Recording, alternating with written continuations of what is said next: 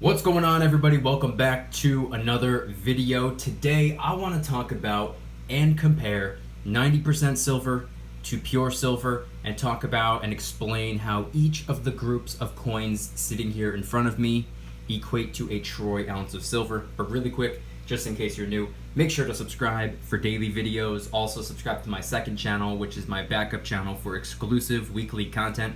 Brand new video over there. Go check it out. The link will be in the description. Trying to hit 1,000 subscribers, and we're just about there. And if you want to help support the channel by getting some DYDSS merchandise, of course we have some precious metal themed t-shirts and hoodies which are up for grabs, along with a ton of other products, t-shirts, hoodies, even stickers, many of which are raising funds and awareness for different charity organizations. Any and all merch can be found by clicking the first link in the description section down below. Thank you in advance, it's more than appreciated. But today I want to talk about and compare 90% silver to pure silver. I want to talk about how each and every one of these groups of coins are a troy ounce of silver. These silver dimes right here, troy ounce of silver. These quarters, troy ounce of silver. Half dollars, troy ounce of silver. And the silver eagle, obviously, a troy ounce of silver. So sitting here in front of me, I have a little bit of different types of coins. I have some Roosevelt dimes, some Mercury dimes, some Standing Liberty, some Washington quarters, some Kennedy halves, a Walking Liberty half, and then obviously a Silver Eagle. So this, right off the bat, is basic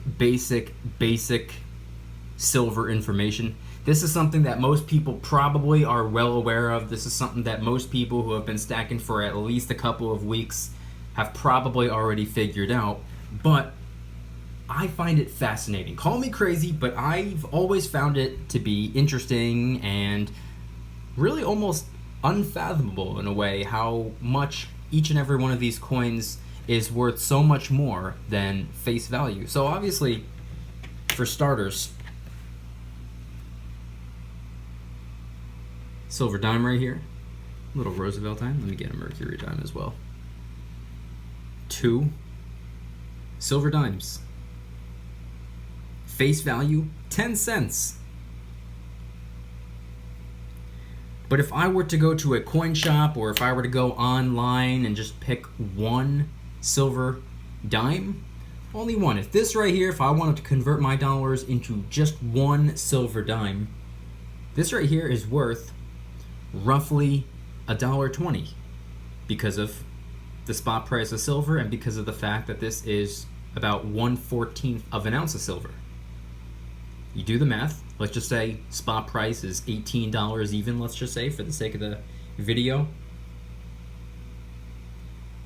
If you divide that by 14, because it takes 14 to equate to a troy ounce of silver, this would be about $1.20 something cents, $1.25 to $1.28 maybe, somewhere around there. So for something that on the face of the coin is only worth 10 cents, is only worth 1/10 of a dollar, due to the silver content, it's worth more than $1. It's worth $1.20 to $1.30, somewhere in that price range. Like I said, this is basic stuff, but I've always found it to be so interesting. I'm fascinated by it. Call me crazy. Let me readjust this camera a little bit. So next up, we have some silver quarters. A Standing Liberty quarter and a Washington quarter, which I'm sure everyone is familiar with. These right here, it would take all 6, 1, 2, 3, 4, 5, 6, to equate to a troy ounce of silver. Each silver quarter I like to refer to as a 1/6 of an ounce silver coin. Again, let's just say spot price is $18 even. Divide that by 6, because it takes 6 quarters to equate to a troy ounce of silver. Each one of these, if I wanted to pick up just one silver quarter, excluding a premium, each one of these is worth about $3. Premiums aside, with the current spot price, divided by 6 make each and every silver quarter worth about $3. But face value, it's only worth 25 cents. It's only worth a quarter of a dollar. This is only worth 25% of a dollar according to what it says. But it's actually worth 3 times more than a dollar because of the silver content. So one of my favorite things about silver coins, and why I like coins over rounds and bars, is because of the face value. Not that I go by face value, but I've always found it to be just fascinating that they have different types of value depending on how and why you're using the coins and how you're looking at it, and depending on how much you know. I mean, all these coins sitting in front of me, if you put somebody next to me who has no idea what silver is, altogether this would only be worth a couple dollars. So these coins are worth more or less depending on how much you know about the coins. If you're going by face value, it's just a couple bucks. If you're going by market value, actual silver content value, spot price divided by whatever fraction of a troy ounce these coins are, that's how much they're actually worth. Again, this is simple, basic stuff. But I'm a simple, basic guy, and I find these things to be fascinating. So next up we have some half dollars. We have a Kennedy half and a Walking Liberty half. These right here, in order to equate to a troy ounce of silver with half dollars, silver half dollars, 90% silver half dollars, let's be specific, you would need these 3. You would need 3 of them, which is why I like to refer to them as 1/3 of an ounce U.S. silver coins. Spot price, again, arbitrary number, let's just round it to $18 divided by 3. Each one of these is worth about $6. $6 a pop. So if I were to go to a coin shop and I don't want a $1 face value amount, I just want the one coin. I don't want 10 of these, 4 of these, 2 of these. I want just one. $6. When it's only supposed to be worth 50 cents. According to face value, that is. Half a dollar, 50% of a dollar, yet it's worth 6 times more than a dollar due to the current spot price divided by the fraction of a troy ounce in which this coin is. I know I'm not saying anything overly profound in this video, I can't help myself. I find it fascinating, I find it interesting, and I like to talk about it, therefore I'm going to. And this right here, obviously this is not a 90% junk silver coin. This is a pure silver coin. 3 nines fine, pure silver. 99.9% pure silver. 1 troy ounce. It's not a fraction of a troy ounce. This is not half an ounce, 1/3 of an ounce, 1/6 of an ounce, 1/14 of an ounce. This is a 1 troy ounce silver coin. However, let's talk about face value for a second. It's worth $1 according to face value. This is a $1 face value silver coin. But how much is it actually worth if the spot price is $18 per troy ounce of silver? Common sense tells me it's worth $18, excluding a premium. So by face value, you're telling me this is only worth $1, but according to market value, according to silver value, it's worth 18 times more than $1? So like I said, depending on how much you know about silver, how much you know about precious metals, how much you know about different coins, how much you know about real, true, honest money, these coins are worth different amounts. Not to mention There's a different kind of value as well. It's not just face value, it's not just market value. There's also the collector value. Not necessarily with these coins, but there are some coins out there that are for collecting. It might be 1 troy ounce. It might say $1 on it. So face value is $1. Market value is about $18. But maybe because of the collector's value, it carries a high premium. That thing could be worth $35. A troy ounce of silver worth $35 or more or less. It all depends on mintage and rarity and supply and demand, obviously, as well. Call me crazy, but I find this interesting. I find this fun to talk about. I find silver in general fun to talk about, but when it comes to 90% junk constitutional silver, it's one of my favorite topics. The fact that these, excluding this one, these make for excellent fractional coins. I always talk about how there are fractional pure silver rounds and bars that carry a very high premium for reasons I do not understand. They are basic generic secondary market silver rounds and bars on a fractional level.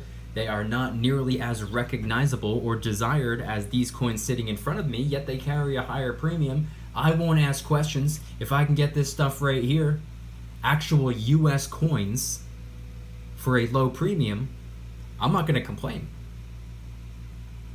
Just out of curiosity, or just to say, I don't understand why fractional pure silver rounds and bars carry such a high premium, but it is what it is. I just find it fascinating how these right here can be looked at as 1/14 of an ounce silver coins. These could be 1/6 of an ounce silver coins. These could be 1/3 of an ounce silver coins, and obviously this is just a full troy ounce of silver. But if you ever had to quote unquote break an ounce, I always say this. What if you need 1/3 of an ounce? One of these. Or 2 of these. What if you need 1/2 an ounce? 3 of these. 7 of these.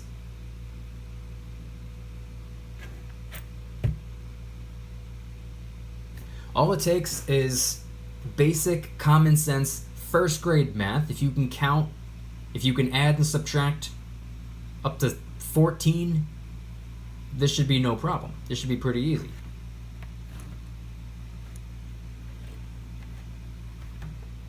Again, I'm not saying anything overly profound. I'm not saying anything that the average person that's stacking silver and gold, more specifically 90% silver coins, I'm not saying anything that you don't already know.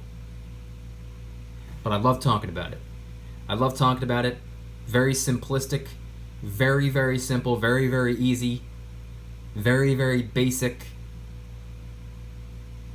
This is something that the brand new person who's stacking should probably understand from the very beginning. So if we have any brand new people who are stacking out there who didn't already know what I'm talking about in today's video, hopefully now you know. Don't just take it from me. Do a little bit of research on your own, because obviously I'm not a financial advisor. Nothing on this channel is financial advice, but I do like to talk about silver and gold, and I always find it fascinating. I found it fascinating since before I even got started stacking, just the fact that you can preserve wealth for the long term physically in your possession. And with the coin sitting here in front of me, you could do it on a fractional level for a very low premium for the most part. And one can't put up an argument that this stuff isn't real true money. Sure, you could argue that it's currency due to the face value. Face value it's currency, but market value it's actual money. Internationally recognized as money, constitutionally recognized as money, biblically recognized as money, silver and gold, they've been money for thousands and thousands of years. Dollar bill was invented, in the grand scheme of things, not that long ago. So, silver holds its own. Silver will always be here. Silver has always been here. And it'll always be money. It'll always be worth something. It'll always be needed. It'll always be there to preserve your wealth for the long term and act as a hedge against inflation. And thanks to 90% junk constitutional silver, you could stack on a fractional level.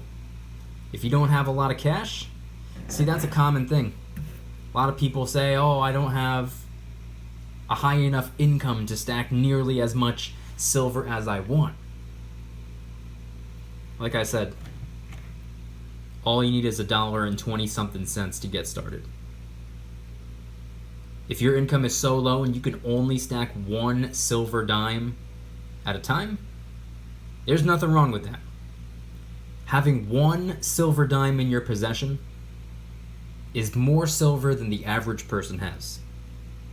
That they're aware of, at least. Again, very simple.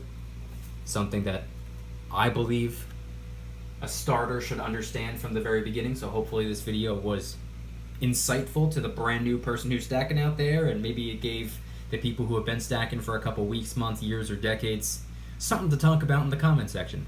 If you guys enjoyed today's video, please hit that like button. If you guys like me, make sure to subscribe. New videos every single day, 365 days a year.